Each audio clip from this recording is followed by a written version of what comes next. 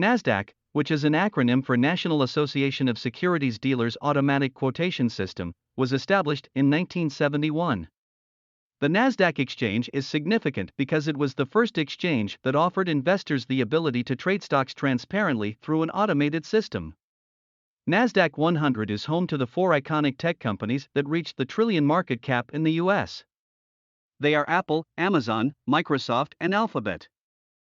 Headquartered in New York, the Nasdaq operates 29 markets, enabling the trading of stocks, derivatives, fixed income, and commodities in the US, Canada, Scandinavia, and the Baltics. The company also runs a clearinghouse and 5 central securities depositories in the United States and Europe. Its trading technology is used by 100 exchanges in 50 countries. Nasdaq Inc. is listed on the Nasdaq stock market under the symbol NDAQ and has been part of the SP 500 index since 2008. Have you ever bought a stock from Nasdaq market? Comment and subscribe for more 1-minute videos.